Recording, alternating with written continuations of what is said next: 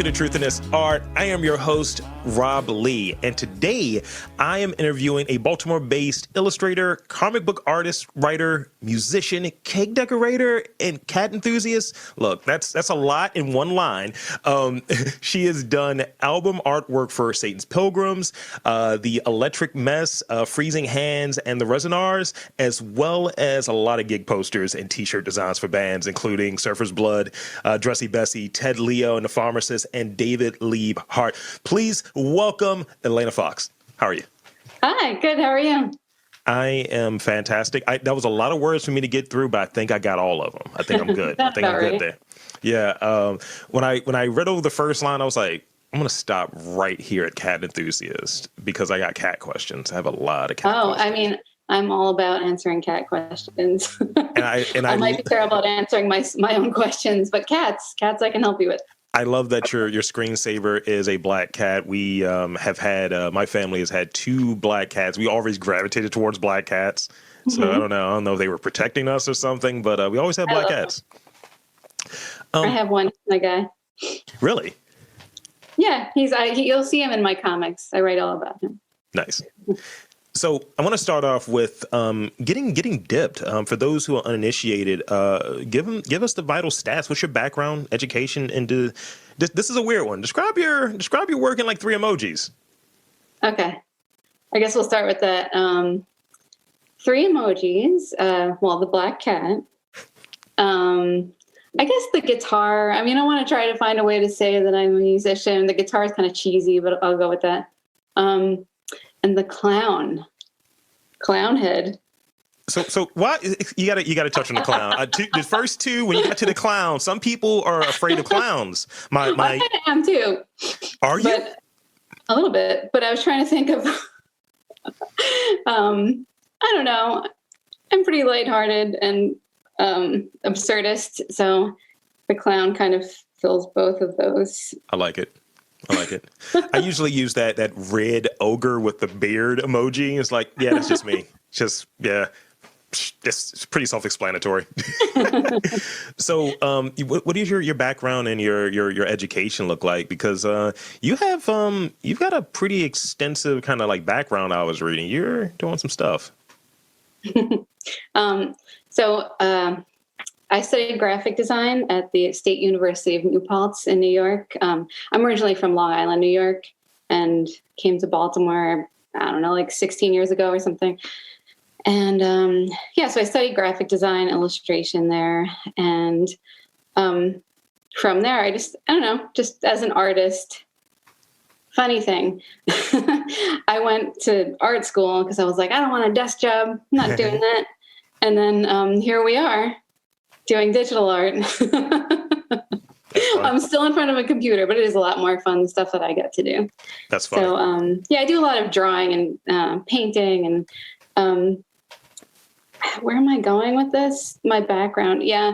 So I guess growing up, my mom was an art teacher and I grew up in a very creative household. Didn't have like a ton of money. So it was like, here's some crayons and do whatever. And she would give me like little projects and stuff. My dad used to draw with me and we would make these huge murals in my garage and, think of a fish, draw whatever fish and create, your own thing. So my childhood, very lucky. I had a really cute, fun childhood with lots of creativity and music and stuff. So I think that's like a very young age. I started along this path, whatever it is. No, that's great. And see, this is why you're being an overachiever right now. I like it. You've answered the first 2 questions, so thank you very much. Oh, no, I feel like one was sort of holding the end of the other. No, you were good there. So you have like those experiences being like from a creative household and kind of making do with what's there and really using your imagination and cultivating from there. Similar for me, it's like, not crayons per se. We can't even afford crayons. It's like, hey man, take some of this lead paint and figure it out. No, that's terrible. So how was it locally, being a TV personality while you worked at Charm City Cakes? Tell me about that. Well, when I went to work at Charm City Cakes, I didn't really even know they had a TV show because I guess they were just figuring out if that was actually going to happen. So pretty much I started working there, and then like a week later, it's like, we're doing the show. And I was like, cool. Because I honestly had no idea what I was doing. I was like, well, I can sculpt. I lied. I was like, I can make cakes, sure. But I was like, I know it's like within my skill set to like build stuff. So how different could it be? But it ended up being a situation where I've got to learn how to do something in front of the entire world, which is not really a thing that I feel a lot of people knew about that. Right. So that was scary. But I mean, some of the best times of my life with that stuff, we got to travel and meet all sorts of cool people and make all sorts of cool art. So it was pretty awesome. Yeah, that's great. And I think that is like that's one of the shows that kind of led to maybe this kind of like TV, this landscape where desserts are getting over the top and the decoration and artistic elements are coming in. So you were a part of that. I mean, that's something to acknowledge. I mean, that's the thing. So creatively, your interests include comic book writing, illustration, music, and cake art, as we were touching on. What's the through line, though? Like, are there some overlap in some things, and that because some of these things seem like very different from others, and some of like very similar. So, what are the characteristics that kind of overlap and serve each other between the interests that you have? Well, I guess all the things that I like to do. It sounds weird, but I feel like there's a really tight like Venn diagram. It's like the flower, you know. Yeah. Like, okay, so let's see. I like comics. I like cartoons, all stuff like that. It's a very narrative thing, and I like making music, which is also kind of a narrative thing. And a lot of the stuff that I like to play is really kind of playful and starts somewhere between garage rock and new wave and weird arty stuff. So like, yeah. It's already starting to do this. And then I like to do a lot of the album art. Yeah. So it's easy for me to like think of stuff to do for that kind of those types of music. I don't know. Everything's like colorful. I don't know. This is very hard for me to explain. So no, you're doing fine. I'm understanding it. I'm understanding it. So yeah, I mean, really, music kind of like mushes into art as far as like making stuff for either one, you know, like I can, sorry. So yeah, with music, there's a lot of writing involved. Comics, there's a lot of writing involved. Making stuff into what I want it to be. Like, yeah. I'll get an idea for something or like an inspiration, and the whole process of like starting out with kind of a lump of an idea and then getting it to where we can do all the fun fine tuning and cool stuff. And you're like, oh, that's what that's going to be, and you follow through with that direction. It's the same thing with music and art to me. So with it, let's say something that's like visual, illustrative, is there like a similarity in your approach to, let's say, if you're doing like album art versus like doing a comic, you're like, all right, this is the style that I'm working in, and does it vary a lot, or is it really like, no, this is a Fox style right here? I mean, I think I definitely have my own style and stuff. Like, I'm very influenced by like mid-century art, like all the old cartoons, you know, Hanna-Barbera, all that stuff.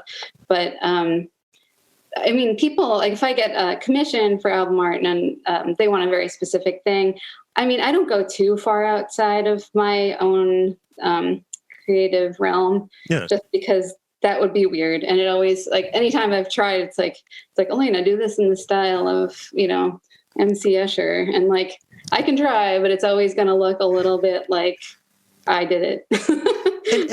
And that's the thing, I would imagine, like, if someone is, like, for instance, doing this podcast, anybody can sit there and do an interview with you, right? I mean, I'm great, but anybody can do an interview with you. And I think there's a certain brand to it that kind of goes with it. So it's like, hey, you can try to do this style, but like, Elena, we want yours. We want what you're doing or what have you. And there's something to be said for that. It's like, this is what you're getting. You hired me. You brought me in. You know what I mean? That is like my favorite, when people just want like my own style. They're like, you do you. And I'm like, yes, freedom. Victory. I love it. So you mentioned Hanna-Barbera. So what cartoons did you like? Because I like, see, now you got me into our cartoon space, because I'm a cartoon guy. I like cartoons. So, I mean, I'm illegally streaming them. Hush, hush. This is on a podcast. I'm legally streaming them. But I watch a lot of cartoons. So, like, what Hanna-Barbera cartoons are you checking for? I mean, God, like, trying to think. I mean, lately I've been thinking about, like, I've been collecting those like old glasses, those screen printed glasses from like the 60s that Pepsi was giving away. 70s. Oh yeah. And like Cool Cat, Snagglepuss, like everyone forgets about that guy. Yeah. All those like weird Huckleberry Hound and all that kind of weird stuff. Yeah. I mean, also, it's not Hanna-Barbera, I don't think, but like Rocky and Bullwinkle, all those kind of drawings, and like also the way I don't know, I just love the color palettes they use. Honestly, I don't even mind like some Scooby-Doo, like crappy animation where you see the same speck of dust go around every time they're running, you know. Yeah. I love it all. And Looney Tunes. I can't even pick. I remember when I was younger, we used to have these we used to use, this is how broke we were. We used to have the jelly jars that had like Tom and Jerry on there. Yeah. And those became glasses. It's like, let me have a swig of water or what have you. You're drinking out of those. Oh no, totally. I mean, I still do that. Like, I'm looking around. You can't see it, but there's a whole skyline of glasses and coffee cups. So I mean, I have the jelly jars, and when I was a kid, we used to drink out of them, and now I drink wine out of them. As you should. That's an adult version of that. I love it. It's like no more juice or jelly. It's just wine. Dark red wine. Like my soul. Not fancy. It's just wine. So you strive to be unique in your work, right? In your creative endeavors. And I would imagine you aim to have that your own signature, if we were discussing. So really, when someone is like reaching out to you as a in a client kind of way, really, what are they getting from you? Like, what are they like? Give me that. What's it look like when they're getting some art from you? It's like, look, I'm giving you this. Like, what does it look like for you?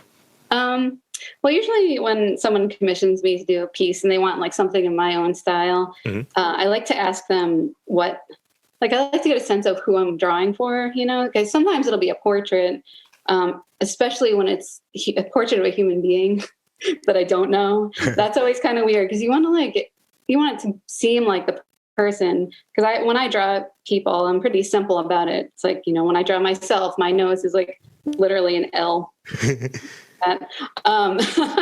So when I draw them, like, there are very subtle differences that you can see. But if someone's, you know, really, really inspired by like, oh, this is my dog. Oh, I love canoeing. I don't know. But I like to know these things. And then, you know, I'll give them, you know, one or two different versions of what they want. Like I did an animated video last summer, and for the character design I made her 3 different bees and then 3 different bats. And like, so that's really fun for me. Like I drew like a big fat bat, a little bat, like a fancy bat. Yeah. And so usually, you know, it comes in iterations, and they pick what they like. So you had a posh bat, you had like a chunky bat. I like it. Yeah. A posh chunky bat. Bat was so cute. So how do you perceive yourself? And this is a ridiculous question, but I think it's worth like analyzing. An emoji. No, it's no more emojis. We're all out of emojis here. Hamburger. So, I'm a slice of pizza. It's just all types of pepperonis. I remember I was joking with my girlfriend. You know, you have the iPhone, and whenever you complete a workout, if you wear an Apple Watch, it'll send whoever's like following you what you've been doing. So I made her a donut on there, and she was like, screw you. And I was like, what did you say? I was like, I'm actually the donut. She was like, but you sent it to me though. So I feel like it's subtle shade. I was like, there's a whole new level of communication with those emojis. Like, yes. Vegetables aren't what you think they are. No, they're not. Eggplants are not. They're not to be fried. I can't even look at a real one anymore. No, they're no, can't do it. I interrupted you. No. But it's funny in that because I was paying service, I was like, no, it's a clear mistake. So now everyone that has my iPhone number and I'm in their account, my face pops up as a donut, and it's really funny. My brother was like, "Are you sweating off your sprinkles?" I was like, "Look, man, can we stop talking about my donut picture?" So people are food. That's the lesson here. Yeah. So in terms of being a creative, like, how do you view it? Are you a person that's like, look, I just do what I do?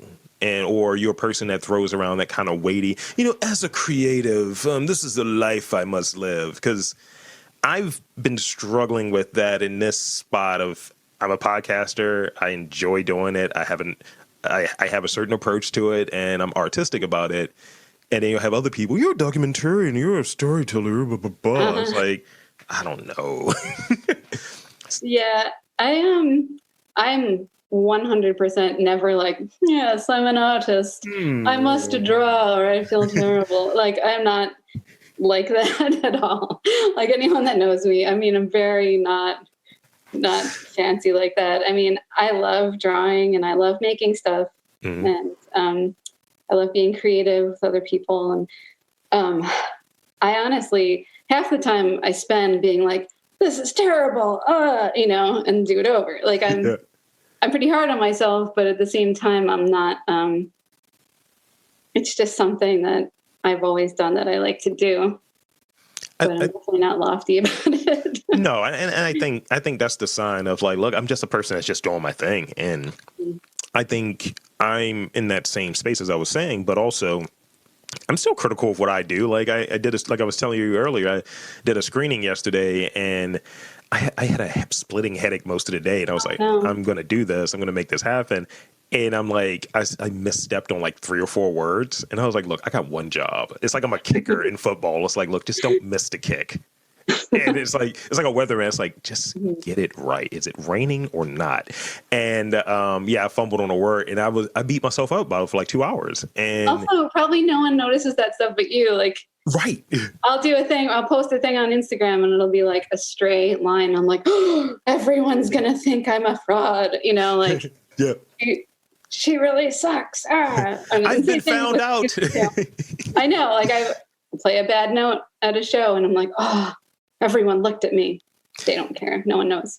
So what role do you think, like, just like let's say the culture, like in its broadest terms, have played in like your creative efforts? Like, do you at a certain time, like, you know what, I don't know if I want to really draw or illustrate right now. I might be more inclined to do music, or I'm not really feeling commissions. It's been a little rough in terms of like working with other people. What role do you think like culture or what's surrounding you outside of you has plays on what you're doing creatively? It's a very good question.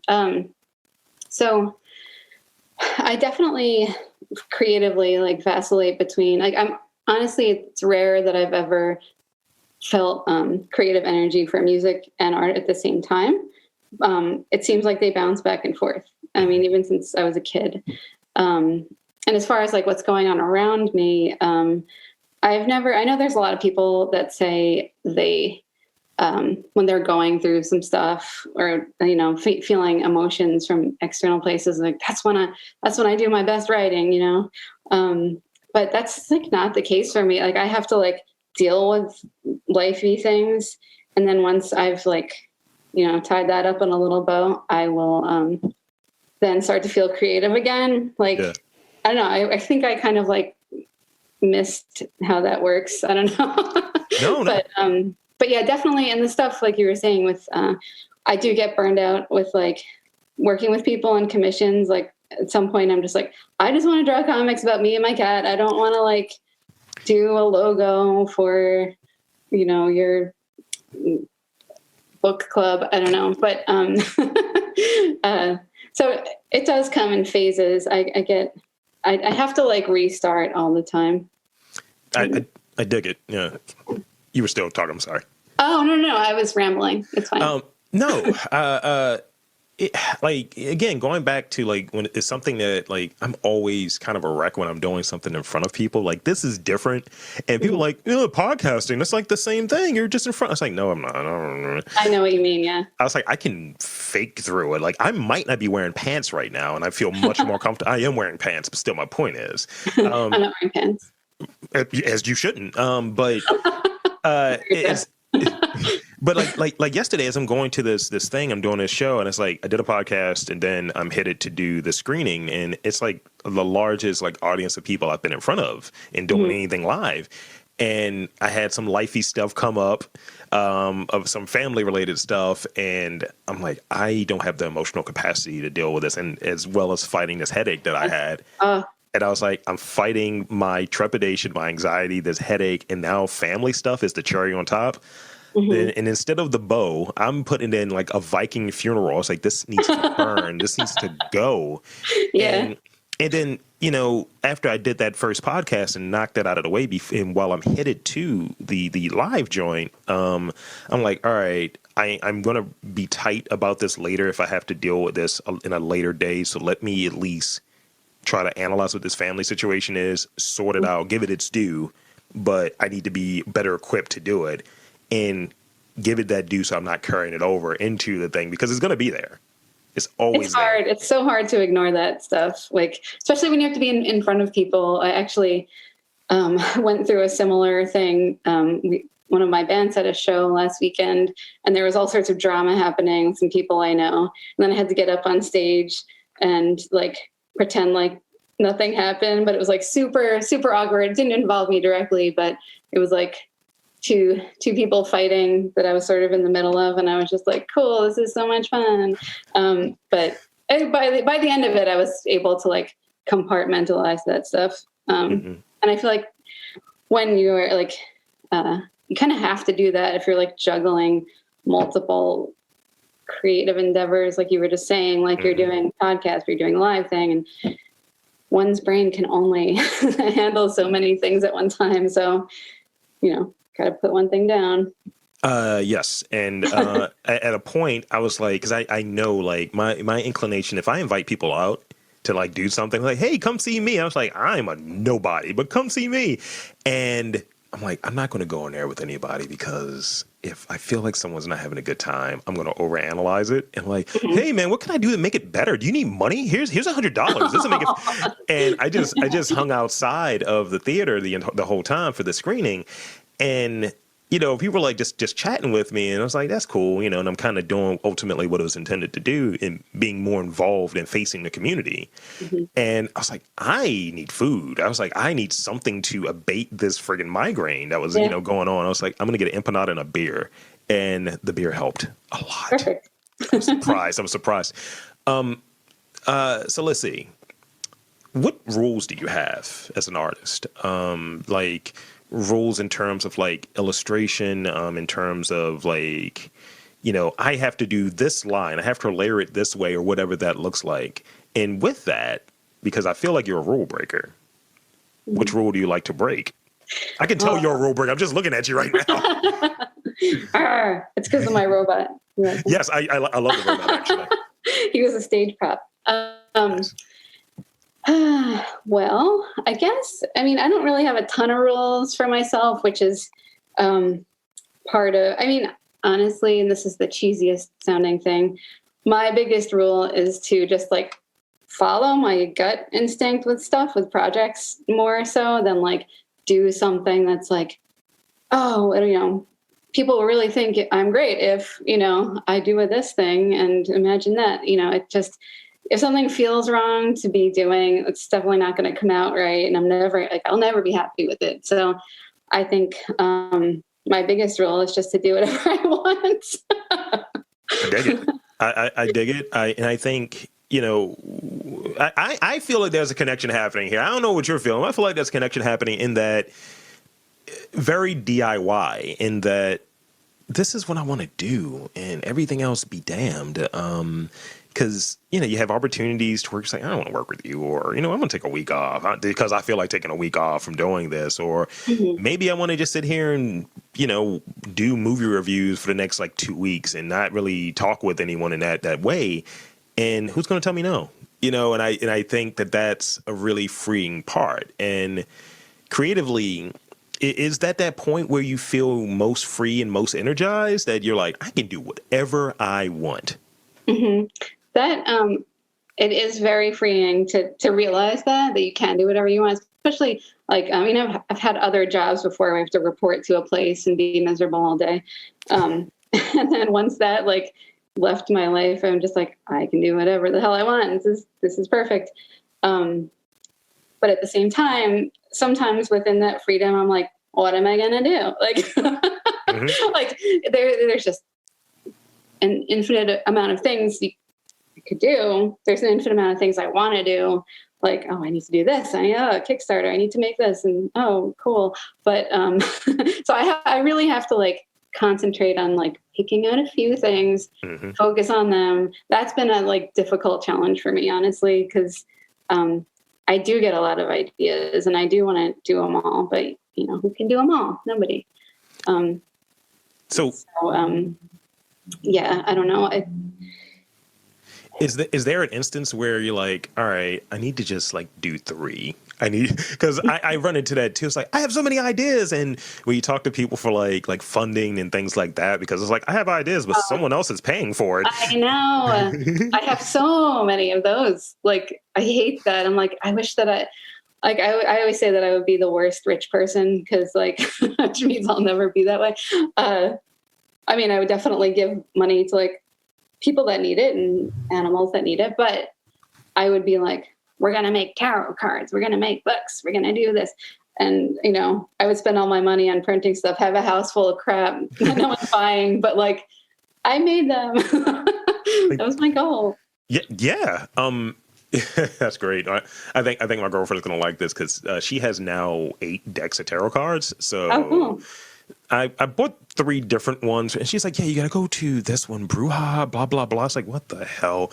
I was like, someone's going to cite me. I was like, this ain't me. This is her. It's not even me. I'm a 4th level warlock. I don't know. Cool. So I read that you published and this is the last question I have, last real question that I have. So I read that you published your first solo comic book in 2009 called Dramatic Pause. Tell me about that experience. 2019, sorry. That's okay.